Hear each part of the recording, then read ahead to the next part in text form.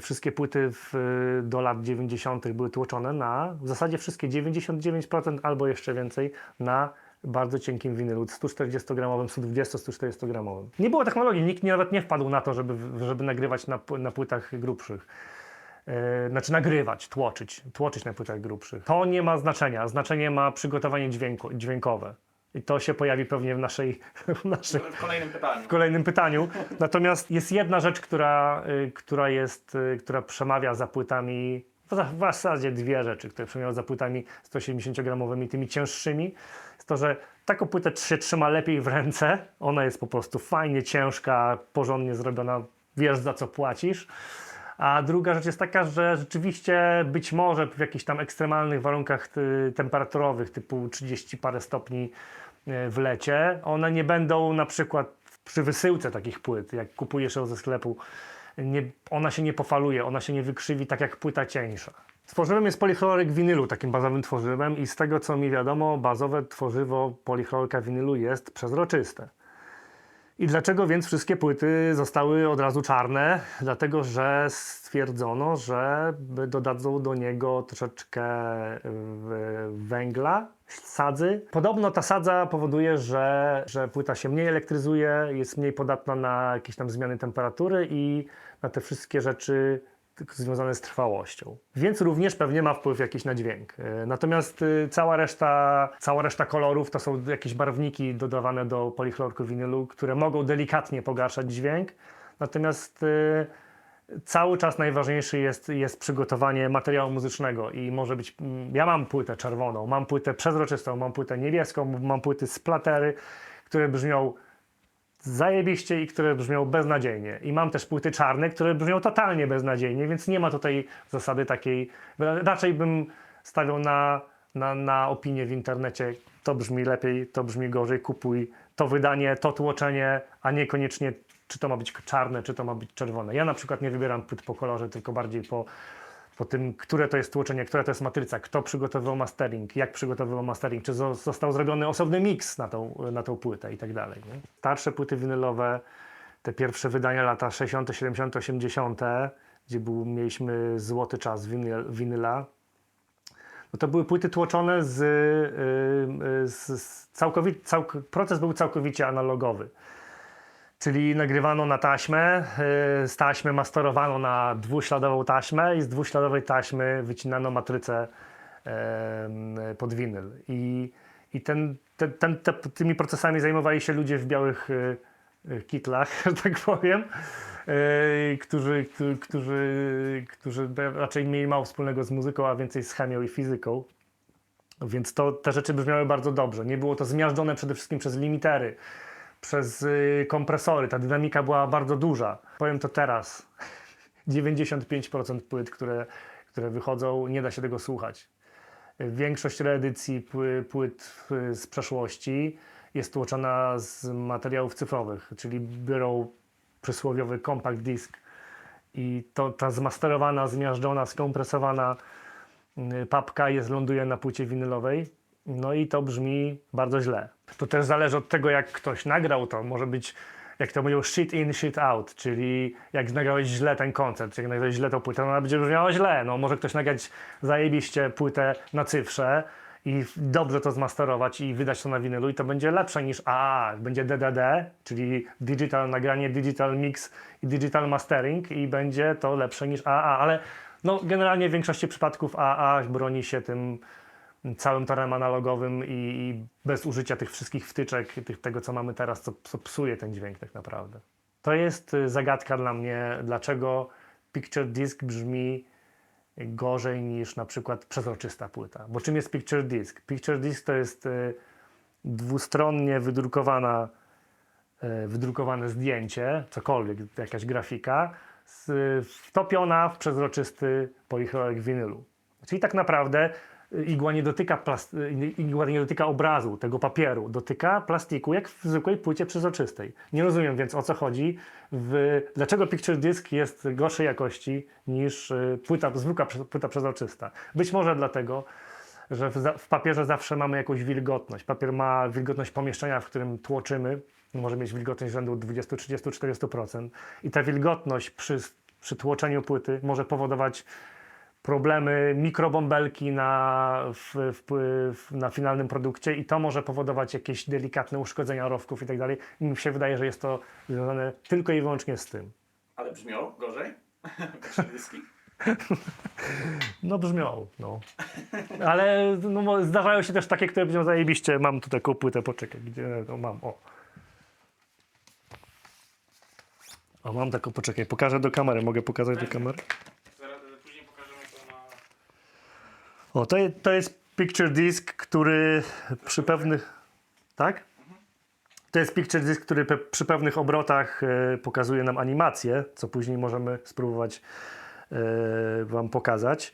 Natomiast ona brzmi dokładnie tak samo jak wersja czarna tej płyty, którą mam też, bo jestem fanem. Virgin Vinyl, czyli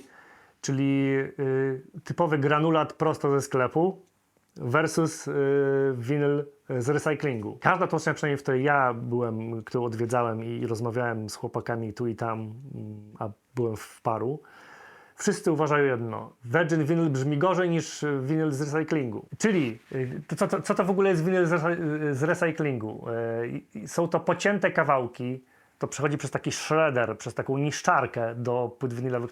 Jakaś, powiedzmy, partia płyt nie udała się. Wycinany jest label ze środka, zostaje sam winyl, to jest cięte na taki drobny granulat i wlepiane razem z Virgin Vinyl jednocześnie, czyli załóżmy jest 50/50 albo 40/60, 70/30. W jakiś tam stopniu jest dodawany do produkcji czystej płyty i ten dodatek powoduje to, że ta płyta będzie stabilniejsza chemicznie, lepsza brzmieniowo i w ogóle lepsza.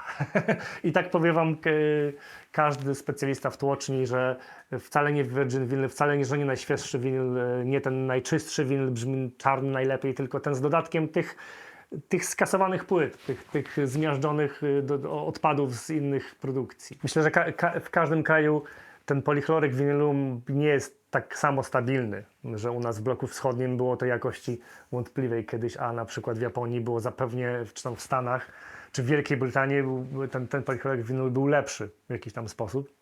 Natomiast są te edycje winylowe, one się chyba nazywają MFSL, też jest taka wytwórnia płytowa japońska, Masters Audio coś tam i oni skądś pozyskują prawdziwe taśmy, pierwsze taśmy matki, z których sami masterują ten sound na winyl i dbają o ten każdy szczegół, o tą dynamikę, o to tłoczenie. To robią naprawdę goście w białych rękawiczkach i naprawdę te płyty brzmią lepiej. Ja mam co prawda tylko jedną taką płytę, jest to biały album Beatlesów, który dostałem kiedyś od swojej dziewczyny na urodziny i odpaliłem go po latach, zupełnie porównując z białym albumem wydanym współcześnie, to w ogóle nie ma żadnego porównania. To jest po prostu jakiś kosmos.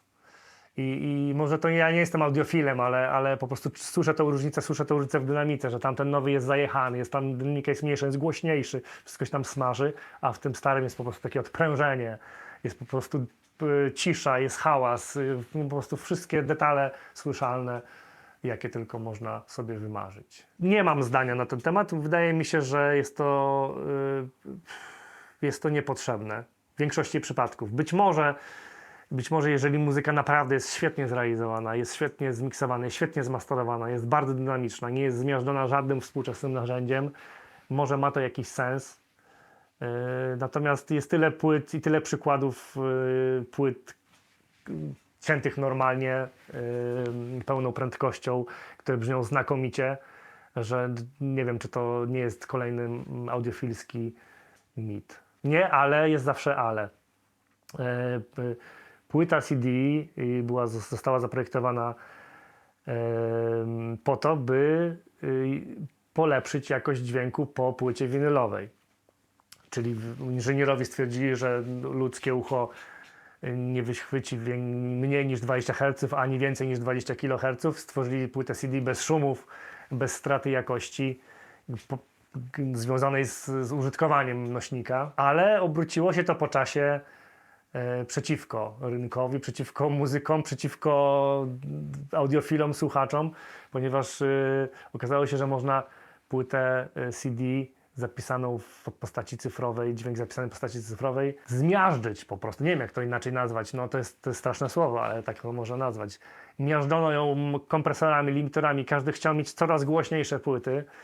No i później się okazało, że płyty winylowe brzmią lepiej, dlatego że są właśnie dynamiczne, że słychać każdy detal muzyki, że ona nie jest głośna, że ucho się nie męczy. Mało kto wie, że na płycie CD jakość reprodukcji muzyki jest taka sama, niezależnie czy to jest pierwsza czy ostatnia piosenka. A na płycie winylowej, co jest najważniejsze i dlaczego płyta winylowa będzie zawsze gorsza od płyty CD, pierwsza piosenka nagrana na płycie winylowej, na stronie płyty winylowej, gdzie mamy bardzo dużą średnicę odtwarzania, bardzo długi jest ten rowek pierwszy. Ta pierwsza piosenka będzie brzmiała zawsze lepiej niż ostatnia piosenka na stronie, gdzie ta średnica odtwarzania jest 3 razy mniejsza. Ten pasek, który się tam rozciąga w ciągu jednego obrotu, jest 3 razy mniejszej długości, ten groove. I to znaczy, że w tej ostatniej piosence można zmieścić 3 razy mniej detali niż w tej pierwszej. I tutaj zrobimy sobie test. Ja nie dzisiaj tego nie zrobię, ale zrobię to jutro albo kiedyś. Nagram ci, żeby wam pokazać, im pokazać. Nagram ci ten sam numer na początku płyty i ten sam numer na koniec. Gram ci na komputer i będziesz mógł zobaczyć, jaka jest różnica.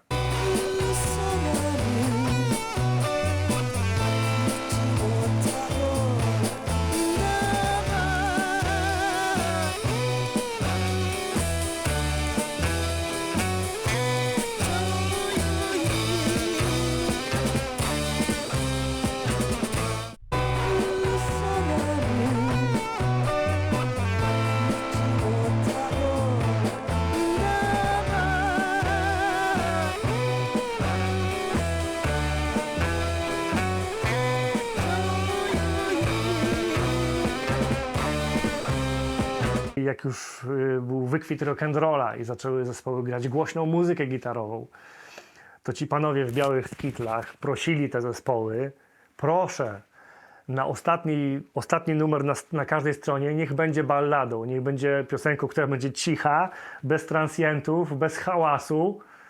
No i potem odtwarzasz 4. płytę Ceppelinów, a tam jest Stairway to Heaven, który się zaczyna cicho, a kończy się, wiesz, w pierdolem, nie?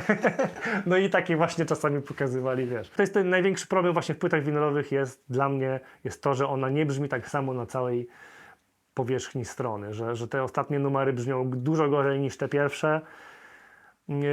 Pal 6 z tymi szumami, trzaskami i z tym wszystkim, co tam się dzieje, to jest zupełnie nieważne, nie? No to jest najważniejsza rzecz, jest dynamika płyty winylowej, że nie można przygotować tego materiału zmiażdżonego, że trzeba dbać o te detale, żeby to brzmiało dobrze, bo na płycie CD jest obojętne, czy to zmiażdżysz, czy nie zmiażdżysz. Więc kończąc ten temat, gdyby płyty CD przygotowywano tak starannie jak płyty winylowe, mówiąc o miksie i masteringu, płyta CD wygrywa wszystko, oprócz wielkości okładki. Dzisiaj się nie skupiamy na słuchaniu muzyki, nie skupiamy się na tym, co pamiętam. Ja pamiętam z dzieciństwa, że się właśnie, nie wiem, wkładało tą kasetę do magnetofonu, że to był jakiś proces. A teraz masz te wszystkie streamingowe serwisy, wrzucasz coś w tle, gotujesz kotlet, czy smażysz kotlet? Kurczę, ja gotuję kotlet. Ja nie gotuję, więc nie mogę smażyć jajecznicę. Wkładasz tą kasetę i słuchasz tej kasety. Wkładasz płytę na gramofon, po 20 minutach musisz zmienić stronę.